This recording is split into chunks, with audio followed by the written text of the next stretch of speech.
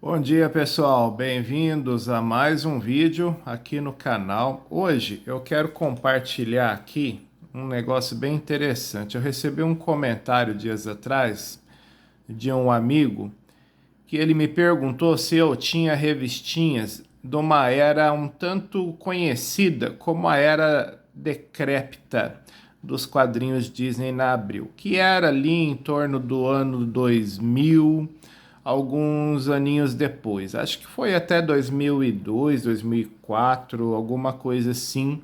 Teve essa era decrépita em que os quadrinhos Disney corriam sério risco de deixar de serem publicados.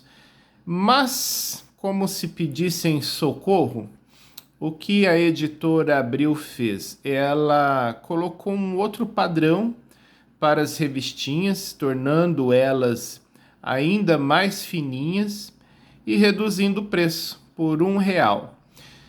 Atendendo ao pedido desse amigo, eu fui procurar nas revistas Disney que eu tenho, né? E por incrível que pareça, o que eu achei não é bem o que ele pediu. Eu vou explicar para vocês. Vocês estão vendo aqui o Mickey, R$ 1, que era o preço mesmo estipulado nessa era decrépita, né? As revistinhas custavam apenas R$ 1. Mas deixa eu fazer uma observação aqui. As revistas que ele mencionou, na verdade, são as que se encontram nessa propaganda aqui. Essa propaganda saiu na revista comum do Zé Carioca, olha só. Essa edição que eu tenho com muito carinho. E existiu essa propaganda aqui para esses títulos. Os títulos da Minnie, do Pateta, do Peninha e da Margarida. Mas o que acontece aqui, né? Por que eu estou falando sobre esses títulos? Porque esses títulos que você está vendo aqui são, na verdade, as revistinhas que eu suponho que o amigo estava se referindo. Por quê? Porque eu já lembro de ter pegado algumas dessas revistinhas em mãos e elas eram ainda um patamar ainda inferior em relação a essas aqui, que são da mesma época, mas olha, a capa é o mesmo papel dessa daqui, né, que era o padrão, tá? Então a capa é o mesmo papel, as folhas também são o mesmo papel, das que a gente sempre conhecia mesmo. Então tudo aqui estava dentro do padrão. O que acontecia então? Porque ela custava só R$ 1. Aqui a propaganda do Pato Donald também, ó, mesma onda do Mickey. Por que elas custavam só R$ 1? Porque elas tinham apenas 36 páginas. Só que dessas 36 você tira, ó, uma, duas, né? Duas páginas que não contam. Então já são 34. A capa e a contracapa. Também tirando essas duas, acabam ficando 32 páginas, né? Então, são 36 páginas, mas você tiram essas 4 páginas, ficariam 32 páginas. Por isso que o preço custava apenas R$ 1. Depois dessa fase aqui, é que as revistas tiveram um padrão de 52 páginas, que aí esse padrão foi sendo mantido até os tempos em que as publicações se encerraram na Abril. Claro que o Tio Patinhas ele foi uma exceção, né, nessa nova padronagem de 52 páginas, porque o Tio Patinhas ficou com 84. A revista era de grampo ainda, mas com 84 páginas, enquanto o Mickey, o Pato Donald e depois vieram a Minnie e o Pateta, ficavam com 52 páginas, tá? Mas vamos focar nessa era aqui, que é a era do ano 2000. A revista que o amigo queria, então, na verdade, não é bem essa daqui, Porque essa ainda, apesar de diminuírem o número das páginas, ainda mantém, ó, a mesma qualidade no papel da capa, sempre esse mesmo papel de capa e sempre esse papel nas páginas, né? Que a gente chama até que é um papel de pão, né? Mas sempre foi assim. As que ele se referia não eram assim. Essas revistinhas aqui, na verdade, elas tinham apenas 16 páginas. 16, hein? Você vê, é praticamente metade dessa aqui. Então você tinha que precisar, você tinha que precisar duas dessas aqui, duas dessa é que dariam uma inteira dessa daqui. Olha só a situação. Por isso que chamávamos da fase decrépita, né? Porque essas aqui tinham só 16 páginas. 16. O papel de capa também não era o mesmo papel que a gente sempre via, como está aqui, né? Como estão nessas revistinhas e sempre esteve. Não era o mesmo papel de capa. Era o mesmo papel das páginas, na verdade. Só que tinha um porém. E nisso eu acho que a Abril fez muito mal. O papel das páginas era o mesmo papel da capa. Ok? Ok. Só que era branquinho. Meus queridos. Então a revista passava a ter 16 páginas, um papel de capa que era o mesmo do interior da revista, só que ele era muito mais branquinho. Então, o que acontecia? Dava aquele impacto maior na leitura, porque não era esse papel como a gente se acostumou, que é um pouquinho, né, mais escuro. Então, para ler, ficava mais legalzinho, realçava a arte e tudo. Só que ainda havia um outro porém. Apesar de ser um papel mais branquinho, as histórias eram muito fraquinhas, as histórias nessa revista. Eu acho que eu tive acho que era o da Margarida, na verdade. Olha que eu gostava da revista da Margarida, antigamente. Mas essa sériezinha aqui, Decrépita, ela tinha historinhas muito bobinhas. Às vezes os traços eram ruins, pareciam que o pessoal não sabia desenhar os personagens. Fazia eles um tanto deformados, né? E eu não tô falando do traço estilizado não, tá? Porque existe o traço estilizado e tá tudo certo. Eu tô falando de não saber desenhar mesmo, tá?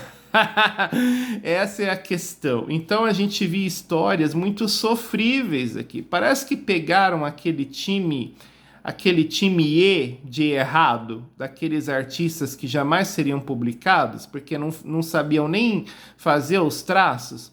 E parece que pegaram esse pessoal e socaram em revistinhas como essas aqui. Então eu tenho essa lembrança através de uma da Margarida. Nem foi essa edição, foi uma outra, né? Mas eu tenho essa lembrança de ter visto esse material e ter achado realmente, apesar das páginas branquinhas, eu achei uma coisa horrorosa, horrorosa mesmo. Olha, eu acho que acho que tivemos tempos em que a Abril enfrentou uma turbulência muito grande, né, para manter esses quadrinhos. E acho que essa estratégia aqui era para ter muita coragem, hein? Era para ter muita coragem para colocar essas revistinhas nesse patamar realmente tão desgostoso em que o leitor acabava encontrando essa produção. A editora Abril, a gente tem que dar o braço a torcer, né? Ela fazia umas coisas, às vezes, ficava meio bizarro, assim. Tudo para manter a publicação, né? Então, era uma fase que não era nada legal em relação a essas revistas. As capas, ó, são até bonitinhas, tá? Mas a graça acaba quando você já pega a revista, você sente aquele tato que o papel da capa não é esse, aí é o mesmo papel das páginas, E aí, apesar das páginas naquelas revistas serem branquinhas e não essa página escura, apesar disso, você logo vê que os desenhos são ruins. Você logo vê que as historinhas também são bobinhas, né? Então ficava uma experiência de leitura muito ruim, sabe? Era como um Disney bizarro, assim. Muito aquém dos padrões que a gente estava acostumado. Então, foi bem curiosa essa época aqui.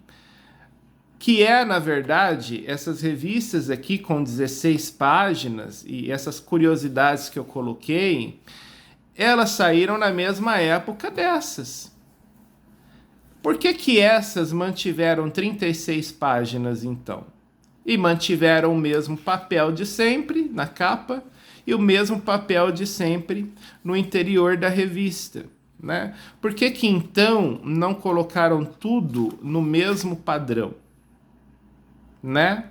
Talvez porque acharam assim, a gente tem um prejuízo nessas aqui, mas a gente faz essas mais baratinhas e cobra o mesmo preço. E cobra o mesmo preço. Porque aí equilibra, na verdade. O que a gente não ganha com essas, a gente ganha com aquelas, né? Então, acho que pensaram nessa estratégia. E assim continuaria sendo equilibrado. Não sei, tá? É um achismo da minha cabeça, porque eu não consigo encontrar outra explicação.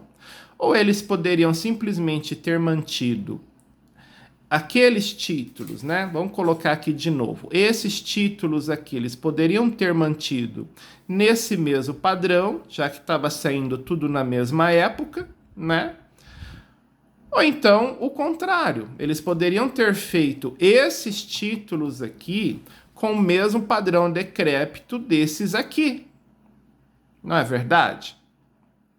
Poderiam ter feito isso. Eu não sei se depois pode ser o que tenha acontecido o quê?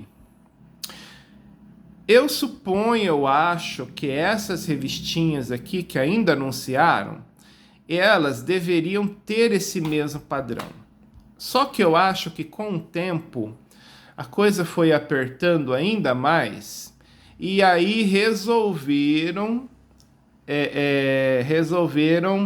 colocar esse negócio que eu te falei, né? Das 16 páginas, resolveram tornar tudo ainda mais humilde. Pode ser que tenha acontecido isso. Eu acho curioso esse tipo de coisa, porque assim, a gente sempre encontra uma certa bagunça, né, nessas publicações da Abril. Nada é tão simples assim. Nada é tão simples em se tratando desses quadrinhos Disney pela editora Abril. E aqui tá, ó, a revista do Mickey, tá, R$1, também do ano 2000, Pato Donald de R$1, tá? Mas eu quero mostrar mesmo essa aqui do Zé Carioca, que é de setembro do ano 2000, tá? Zé Carioca, ó, número 2162, tá bom? Ela começa aqui, já anunciando a revista do Mickey, explicando, aqui é importante, ó, já começa com essa explicação de que são republicações de histórias consideradas clássicas do Zé Carioca, tá? Então, aqui nada mais tem do que repeteco de historinhas já publicadas do Zé Carioca, justificando esse visual dele, e eles explicam, né, que era de uma outra era e tal, para o leitor não estranhar tanto, né? E aqui a gente já começa com essa historinha aqui, que o Zé cisma que o tal do Iete está no Rio de Janeiro. O que é um Iete? O Iete é um nome fácil que deram para aquela criatura lendária intitulada O Abominável Homem das Neves. Então, como era um nome muito, assim, muito comprido, né? O abominável homem das neves. Então criaram esse nome, Iete. E o Zé cismou que o Iete estava no Rio de Janeiro, tá bom? E aí então ele buscando fama e toda a mordomia que vinha junto com a fama, ele e o Nestor acabaram meio que procurando o Iete lá pelo rio, a ponto do Zé, a história vai avançando, ó, e ele vai parar no morro, cara. Sabe que lá no Rio tem os tais morros, né? Então ele vai parar no morro. O nome do morro, Morro do Papagaio Molhado, é uma referência ao Morro do Macaco Molhado, que também foi uma sátira muito utilizada pelo Cacete Planeta. Quem já tem a minha idade aí, mais de 30, mais de 40, lembra muito bem do Cacete Planeta, TV Pirata também, né? Que tinha essa paródia do Morro do Macaco Molhado. Então aqui parodiaram a paródia. Que proeza, né? Parodiaram a paródia colocando o Morro do Papagaio Molhado. Então o Zé sobe o morro para encontrar o tal do Iete. No final das contas, eu vou dar spoiler, porque enfim, não tem por que ficar mantendo o segredo dessas coisas. Eles acharam uma criatura lá que assim, foi convencida como sendo Iete e tudo mais. Aqui, ó. Mas, na verdade, depois que ela foi capturada, apareceu um cidadão que estava a par da situação dessa criatura e explicou que não, que na verdade era esse senhor aqui, um pesquisador, né? Também que estava pesquisando sobre o modo de vida desses abomináveis homens das neves, né? Essas criaturas isoladas da sociedade. E ele aderiu tanto à pesquisa que ele acabou vivendo como um. Então ele deixou seus pelos todos crescerem, cabelo, barba, todos os pelos corporais, e pelo jeito ele era bem peludão, né? Então o cara veio, depilou todo ele, cortou, aparou, aí descobriram que era o tal do pesquisador, né? Pois é, eram umas coisinhas meio assim. Mas essas historinhas não é para você ver muita lógica, né? Essas historinhas são para divertir, né? São situaçõezinhas assim absurdas que divertiam muito a gente. Em seguida tem essa história aqui gravando. A Rosinha tinha uma produtora de vídeos, né? E aí o Zé acaba meio que tirando proveito da situação, ó. De início ele tenta ser um figurante, não dá nada certo, ela dispensa ele, mas aparece uma cidadã para um comercial lá, só que ela encontra o Zé como a primeira pessoa com que ela vai falar lá, e o papagaio resolve se aproveitar da inocência da moça, né? Ai, meu Deus, é claro que essa ideia não dá certo, né, gente? Mas enfim, é uma historinha também bem despretensiosa, tá? Não tem muito que se observar aqui, não. Em seguida a gente vê aqui umas propagandas. A Abril tinha muita propaganda na época, né? Isso ajudava bastante a monetizar a revista. Isso era muito bom, porque mantinha os quadrinhos na ativa. E aí ela também aproveitava e fazia o jabá basicão para suas próprias revistas também. Olha só, 50 anos, né? Da revista do Pato Donald, que foi o começo, né? Foi em junho ou julho, agora não lembro o mês, mas foi em 1950. Como essa revista é do ano 2000, comemora então os 50 anos da publicação da primeira revista do Pato Donald, pela editora Abril. Tá aqui a seção de correspondência também. A Abril mantinha, né, um contato com os leitores e tudo mais. Eu achava isso bem legal. Aqui era muito frequente piadinhas de uma página, né, mas muito bem elaboradas, nada comparando com o que a Culturama faz hoje, colocando só aqueles desenhos ali como uma página e tudo. Não, aqui tem uma historinha mesmo, uma situação, né? Por mais bobinha que ela seja, igual essa daqui, o Zé tirando onda com a cara do Nestor, colocando frases que tem nomes de jogadores, e jogadores entre eles da nossa seleção. Menciona o Sócrates, menciona o Zico, mas tudo num sentido de zoeira. E o Nestor vai ficando meio de saco cheio de ficar sendo zoado daquele jeito. E aqui, ó, em estado de choque, é a última historinha dessa revista. Na verdade, é a que eu mais gostei, tá? É a única historinha que eu realmente achei interessante foi essa daqui, essa última, porque o Zé ele aparece desmemoriado. E a gente, que é leitor, a gente fica com aquela sacada. Será que é real mesmo? Ou será que é só um truque do papagaio? Né? Então a gente fica intrigado e a história vai se desenrolando com mais personagens que vão encontrando o Zé e também acabam não se situando tanto da situação. É o Nestor que vai deixando eles a par do que aconteceu ao Zé. E a gente vai acompanhando isso para ver se realmente é real. Essa é a sacada que eu achei bacana nessa história. A gente tinha que ler, né, todo o desenrolar da situação para a gente tirar a nossa conclusão. E sim, o Zé, eu vou dar o spoiler aqui porque não tem problema, né? Ninguém vai ficar lendo esse quadrinho. Então eu posso falar, o Zé realmente estava desmemoriado. O Pedrão contou, né, que ele foi de manhãzinha no Zé Carioca, é meio-dia, né, que nem eu quando acordo aqui, eu tomo meu café da manhã, já é 11 horas da manhã. Então, de manhãzinha pro Zé Carioca é lá por volta do meio-dia. Mas vamos lá, o Pedrão fala que de manhãzinho o Zé Carioca tava lá pegando uma jaca do pé que ele tem. Ele tem um pé de jaca. E a jaca, ela dá no alto, né? Uma baita fruta daquela dá no alto. Então caiu uma jaca rainha. O que é a jaca rainha? É uma jaca imensa. Caiu em cima da cabeça do Zé. E aí o Zé, então, perdeu realmente a memória. E aí eles vão fazer o Zé recuperar a memória. O engraçado nessa história, hoje em dia acho que nem seria aceito, né? Eles procurando o Zé depois para dar uma porrada na cabeça dele, olha só, né?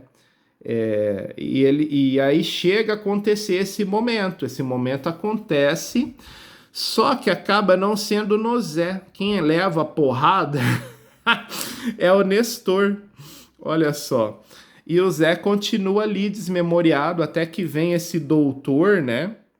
Deve ser um povo do SUS, né? Porque o povo do SUS tem essa liberdade de sair, visitar ali as famílias. Então, deve ter sido algum carinha do SUS mais próximo ali que foi visitá-los e falou: olha, não é bem assim, basta um choque emocional. Ele tendo um choque emocional, esse impacto na mente dele pode fazer ele voltar ao normal. E aí a melhor maneira de provocar isso no Zé, o que é? Oferecendo a ele uma atividade, ou seja, um servicinho, né? Um servicinho aí. Aí o subconsciente dele ficou ativado, né? Porque o Zé é preguiçoso, né? O Zé sempre corre de atividades. O Zé sempre se esquiva de ter que fazer algum servicinho, algum dever. Então, preguiçoso como ele essa área no subconsciente dele se ativou e ele voltou então a ser o velho e bom Zé Carioca que todo mundo sempre conheceu. É isso, é um fim até que eu achei tão assim corrido, né? Na verdade, achei um fim corrido demais, mas assim, também não tinha que ser de outra forma, né? Tinha que ser exatamente assim mesmo. Que outra maneira que fariam, né? Só para encher linguiça? Não, foram diretos mesmo e pronto, né? Resolveu a situação. A revista ainda tem essa uma página aqui que eu também achei muito engraçada, né? Essa piadinha que o Zé vai lá e vai comprar, aquela clássica situação, né? O cara já não acredita que ele paga, mas ele paga, olha só, né? Ninguém sabe de onde ele tirou o dinheiro, mas o dinheiro tá ali. E o cara fica tão chocado com isso, o Zé pagando, né? Não pediu fiado, não deu um jeito de pegar no golpe, nada, simplesmente pagou. Então é uma coisa chocante para as pessoas ali. E aí ele ficou tão chocado que ele voltou o troco errado para o Zé. E o Nestor percebeu. Só que o Zé, já querendo ir lá reclamar seus direitos, ele é parado pelo Nestor. Né? Aí o Nestor fala, ó, não, ele deu 25 a mais. E aí o Zé pega e fala, né, pensando bem, sabe, errar é humano. É aquela clássica situação. Quem nunca foi numa padaria, né, comprar um pão e a pessoa volta o troco errado e de repente a gente vê que o troco é a mais e a gente fala, ah, deixa pra lá, né? Então, é uma reprodução do nosso comportamento que a gente tem. Ah, eu nunca tive isso, sabia? Ah, então você não viveu, meu querido. Porque isso já aconteceu comigo, sim, exatamente na situação da padaria. Me voltaram 50 centavos a mais no troco do pão e eu simplesmente deixei quieto, tá? Ai, que horror, Fabiana. Horror nada, esse povo ganha muito dinheiro, entendeu? E isso foi há muito tempo atrás. Nossa, era muito jovenzinho, eram outros tempos. Mas você tá vendo como é que é a questão da corrupção no nosso país? Começa assim. A gente reclama, né, do pessoal no poder e tudo, mas o problema começa com a gente mesmo, né? Com o tiozinho que vai lá na padaria, vê que o troco tá errado, tá a mais, mas não fala nada, né? O que acontece nesse lance da padaria é o seguinte, várias vezes eu vou na padaria e o tiozinho da padaria, ele deixa pra lá 5 centavos, 10 centavos, entendeu? Então, dessa vez que ele deu a mais, eu acabei não fazendo muita questão, tá? Por quê? Porque ele já tirava mesmo esses centavinhos dos outros. E olha só, essa então foi essa revistinha do Zé Carioca de R$1. Eu tenho outras, né, que eu pretendo mostrar aqui, comentar sobre elas, olha só, tá? Pretendo comentar sim sobre essas revistas, mas eu não tenho essas aqui, da fase decrépita. Essa é a fase decrépita, né? Eu não tenho, tá? Eu não tenho essas aqui, não. Uma pena, né? Apesar delas serem muito ruins por dentro, elas seriam interessantes para ser mostradas aqui no canal, né? Mas eu não tenho, não. Se porventura, de repente, eu esbarrar com alguma perdida por aí, eu pego e mostro. Mas eu não vou deixar você esperando isso acontecer, porque eu acredito que não tenho. Eu andei dando muitos gibis, né?